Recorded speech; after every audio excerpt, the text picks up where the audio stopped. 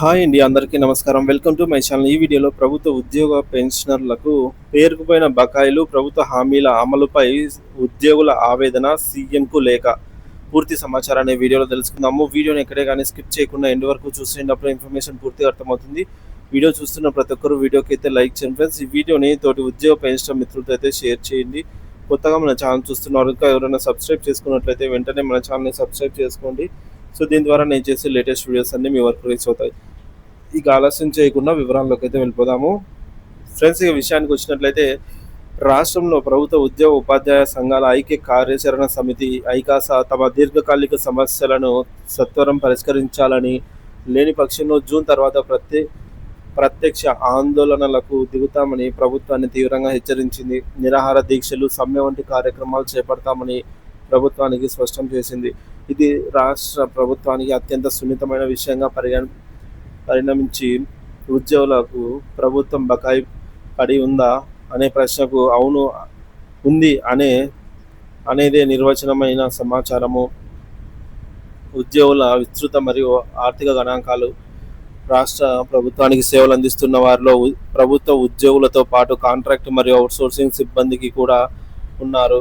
మొత్తం మీద రాష్ట్ర వ్యాప్తంగా సుమారుగా 9.21 లక్షల మంది ప్రభుత్వ యంత్రాంగంలో భాగస్వాములుగా ఉన్నారు.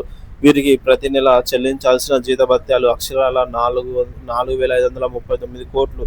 ఇది ప్రభుత్వ ఖజానాపై గణనీయమైన భారమైనప్పటికీ ఉద్యోగుల సేవలకు ప్రతిఫలంగా చెల్లించాల్సిన తప్పనిసరి వ్యయం. పేరుకుపోయిన బకాయిలు, ఉద్యోగుల ప్రధాన డిమాండ్లు. ఉద్యోగులకు సంబంధించినటువంటి అనేక అంశాలు సుదీర్ఘకాలంగా పెండింగ్లో ఉన్నాయి. ప్రధానంగా మెడికల్ రియంబర్స్మెంట్.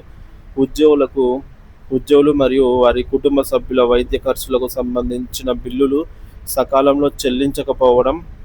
రిటైర్మెంట్ ప్రయోజనాలు. పదవి విరమణ చేసిన ఉద్యోగులకు రావాల్సిన gratuity, pension, commutation, surrender leave వంటివి సకాలంలో అందకపోవడము. మూడవది పే రివిజన్ కమిషన్ బకాయిలు. నూతన పిఆర్సీ సిఫార్సుల అమలు మరియు వాటికి సంబంధించిన ఏరియర్స్ చెల్లింపులో జాప్యము. కరువు భత్యం బకాయిలు. 5 విడతల డిఏలు ఇంకా ఉద్యోగులకు చెల్లించాల్సి ఉంది. ఈ బకాయిలన్నీ కలిపి దాదాపు 8 నుంచి 10,000 కోట్ల వరకు పేరుకుపోయాయని ఉద్యోగ సంఘాలు అంచనా వేస్తున్నాయి.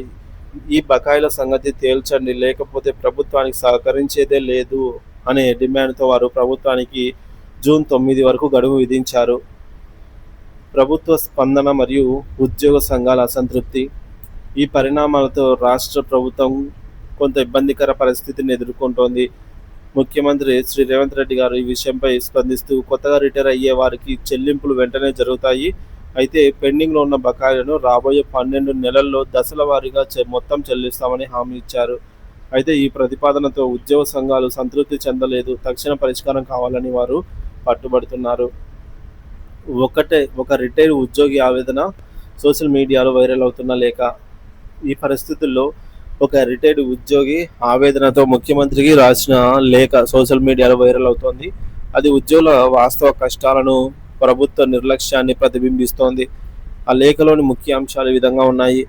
గౌరవనీయులైన ముఖ్యమంత్రి గారికి, నేను గత మే నెలలో పదవి విరమణ చేశాను. ఇప్పటి వరకు నా general provident fund GPF final amount, gratuity, 40% pension commutation amount, 10 నెలల సరెండర్ లీవ్ అమౌంట్, ₹1 కూడా నాకు అందలేదు. ఇవన్నీ నా కష్టార్జితం, నా హక్కు. నేను చేసిన అప్పులు ప్రభుత్వాన్ని తీర్చమని అడిగానా? నాకు ఉచితంగా ఇల్లు కట్టించమని అడిగానా? ఉచితంగా పెన్షన్ కావాలని అన్నానా? నా ఇంటికి ఉచిత కరెంటు బిల్లు కట్టమని అడిగానా? తక్కువ రేటుకు గ్యాస్ సిలిండర్లు కావాలన్నానా? నా భూమిని పండించడానికి ఎకరానికి 15,000 ఎకరానికి కావాలని అన్నానా? నా పొలానికి ఉచిత కరెంటు కావాలన్నానా?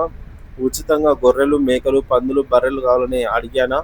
వీటిలో ఏది నాకు ఉచితంగా ఇవ్వమని నేను అడగలేదు. నేను నిజాయితీగా పన్నులు కట్టాను, ఎప్పుడూ ఎగవేయలేదు. నా సంపాదన అంతా ప్రభుత్వ లెక్కల్లోనే ఉంది. నా పిల్లలకు ఎలాంటి స్కాలర్షిప్లు రాలేదు. లక్షల రూపాయలు అప్పులు చేసి ఫీజు కట్టి చదివించుకున్నాను. అప్పులు చేసి పిల్లలకు పెళ్ళిళ్ళు చేశాను. నేను నా కొడుకుకి సైకిల్పై వెళ్ళి ఇంజనీరింగ్ కాలేజీలో ఫీజు కడితే నాతో పాటు కారులో వచ్చిన వ్యక్తి తెల్ల రేషన్ కార్డు ఉండటం వల్ల ఫీజు కట్టలేదు. చివరికి సొంత ఇల్లు కొనుక్కుందామన్నా, అరెకరం పొలం కొనుక్కుందామన్నా డబ్బులు లేవు. నేను రాత్రింబవళ్ళు కష్టపడి డ్యూటీలు చేశాను. నా జీవితంలో సగం డ్యూటీలు రాత్రులలోనే ఆఫీసు సగం రాత్రులు ఆఫీసులోనే నైట్ డ్యూటీలో గడిచిపోయాయి. ఎంతో కష్టపడి ప్రభుత్వానికి, ప్రజలకు సేవ చేశాను. జీవితాంతం కష్టపడి దాచుకున్నటువంటి నా జీపీఎఫ్ డబ్బులు నాకు ఇవ్వకపోతే ఎలా చెప్పండి? నిజంగా ఎంతమంది ఉచితాలకు అర్హులో తేల్చండి. వారికి ఎంతైనా ఇచ్చుకోండి. మేం వద్దనము. దయచేసి మా హక్కుగా రావాల్సిన మాకు ఇవ్వండి. మేము కూడా ఓటేసాము. మమ్మల్ని కూడా మనుషులుగా గుర్తించండి. మమ్మల్ని పనికిరాని ప్రభుత్వ బానిసలుగా భావించకండి. మా మీద కూడా దయ చూపించండి. రిటైర్ కాబోయే ఉద్యోగులారా మీకు కూడా ఆలోచించండి. ఈ లేఖలోని ప్రతి అక్షరం పదవీ విరమణ వయసులో ప్రశాంతంగా జీవించాల్సిన ఒక ఉద్యోగి నిస్సహాయ స్థితిని నిస్సహాయతను, ఆవేదనను తెలియజేస్తోంది. మేము అడుగుతున్నది మీ సొమ్ము కాదు, మా సొమ్ము. మేము కష్టపడి దాచుకున్న సొమ్మే మాకు ఇవ్వండి అని వారు ప్రభుత్వాన్ని వేడుకుంటున్నారు. తక్షణ పరిష్కారం అవసరము. ఉద్యోగుల సమస్యలు కేవలం ఆర్థికపరమైనవి మాత్రమే కాకుండా నైతికపరమైనవి కూడా. ప్రభుత్వం తమ ఉద్యోగుల పట్ల బాధ్యతాయుతంగా వ్యవహరించాల్సిన అవసరం ఉంది. వారి న్యాయమైన డిమాండ్లను, బకాయిలను సత్వర పరిష్కారంలో ద్వారా పరిష్కరించడం ద్వారా వారిలో విశ్వాసాన్ని నింపాలి. లేని పక్షంలో ఉద్యోగుల ఆందోళనలు తీవ్రతరమైతే ప్రజాసేవలకు అంతరాయం కలగడమే కాకుండా ప్రభుత్వ ప్రతిష్టకు భంగం వాటిల్లుతుంది. చర్చల ద్వారా సమస్యపూర్వక పరిష్కారం కనుగొనడం ఇరు పక్షాలకు శ్రేయస్కరం.